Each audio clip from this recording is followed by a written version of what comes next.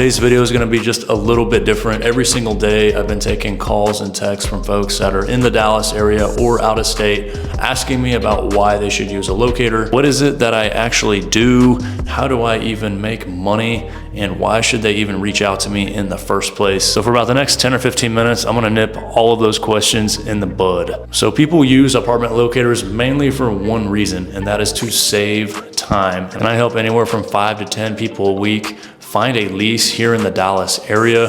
Some of them can be out of state. You'd be surprised by the amount of phone calls that we get, anywhere from Germany to Oregon to Washington to California. And one of the first reasons on why people decide to use an apartment locator is to use my knowledge. Again, I've lived in Dallas for over 7 years. There are a lot of folks that don't even live in Dallas. They've never even been in Texas, and they don't have any knowledge about the neighborhoods, for example. So just by hopping on the phone and just by learning more about your lifestyle, for example, if someone calls me and tells me, hey, I want to be near a greenbelt and I'm a huge basketball fan, I want to be near American Airlines Center, I'm probably not going to recommend you spots in Bishop Arts. I'm probably going to steer you more towards Victory Park, which is where I live, as we've got the Katy Trail right behind me, and then you've got American Airlines Center, which is literally a 2-minute walk away. So as an apartment locator, as you share more with me about your lifestyle, your hobbies, your interests, I can steer you towards the right neighborhoods. We also have knowledge about safety. Again, Dallas has many different communities, anywhere from Victory Park to Bishop Arts to Deep Ellum to Turtle Creek. They're all different with varying levels of safety. And if that's a really, really big concern for you, then you're gonna save a lot of time just by giving a locator a call. And we can also tell you a lot about retention. Let's say you're looking at a very particular building in either Victory Park or maybe somewhere in Deep Ellum.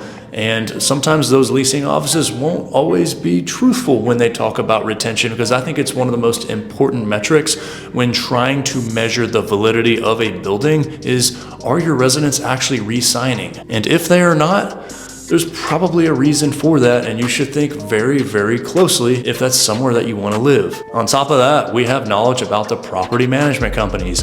These are the most property management companies here in Dallas, and they are not all one of the same. Some are definitely better than others. Some are really, really good. Some are kind of so-so. Some are not good at all, and it's very important to know which management company that you're working with when you're trying to find an apartment here in Dallas. And if you're ever curious about which management company might be running a building that you're touring, swing by the leasing office, ask for a business card, and look at the name that is in the email address. Then do your research. Or if you don't want to do your research, call an apartment locator such as myself or someone else that you might know in the Dallas area. Above all, we have knowledge on building occupancy, which I think is one of the most important variables in the equation when you are looking at leasing at a newer building. Sometimes the newer buildings are offering tons of incentives, right? So for example, if you call the leasing team or if you reach out to myself, we can tell you which buildings have the lowest occupancy, meaning, hey, it might be a newer building. That's not always a red flag, but usually when buildings have lower occupancy, they're either newer or there's a particular reason for that. And 9 times out of 10, they're gonna offer crazier incentives. It's not unusual to see a building that has 25% occupancy here in Dallas that's offering 2, 4, 6, or 8 weeks. And then you've got buildings such as the Katy here in Victory Park, and it's the summertime, which we're always full during the summer, and we're nearly at 100% occupancy. So knowing that walking into that leasing office, you're probably gonna assume that those leasing agents aren't really going to work with you a whole lot in terms of move-in bonuses and incentives. They have a better hand than you.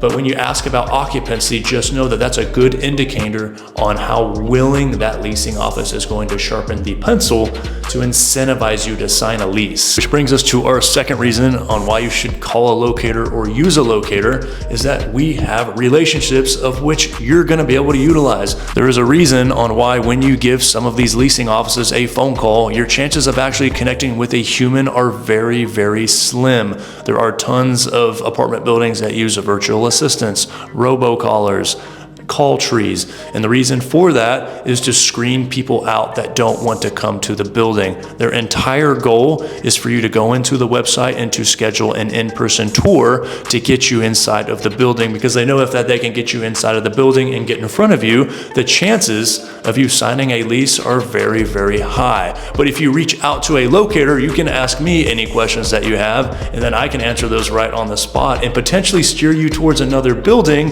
so that way you don't have to waste time time doing a tour. And on top of that, locators can get you answers quickly. Again, there's some buildings where I send 5 to 10 clients a month, and then there's other buildings where I send 2 to 3 clients a month. It just kind of depends on the building and who I'm working with at that time. But I am on a first name basis with all of these people in the leasing office. I have relationships with them. I'm dropping off breakfast at their office. I am texting them. I am calling them. Some of us locators get invited to the holiday parties for these buildings. So if you're getting frustrated with not being able to get the answers that you need by calling them yourself, using a locator can help you shortcut some of the process there. Then you've got the third reason on why you should use a locator is that it costs you nothing.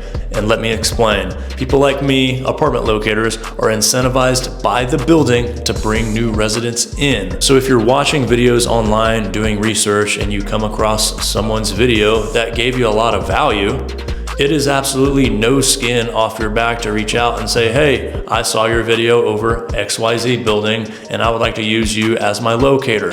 Preferably if you can do that before you tour in person, so that way the locator can then tie your name to them, which then allows that locator to represent you throughout that entire transaction, and then to also negotiate on your behalf deeper incentives and move-in bonuses from that leasing office because they have a relationship with that team. So I am going to reiterate, it is absolutely no skin off your back to reach out to a locator, even if you've already figured out the building that you want to live in. And if your locator is cool, he might even get you a bottle of Don Julio 1942 for reaching out. And then the fourth and final reason on why you should reach out to a locator when moving to Dallas, I actually think that this is the most important, is the amount of time savings that you're going to have throughout your apartment search.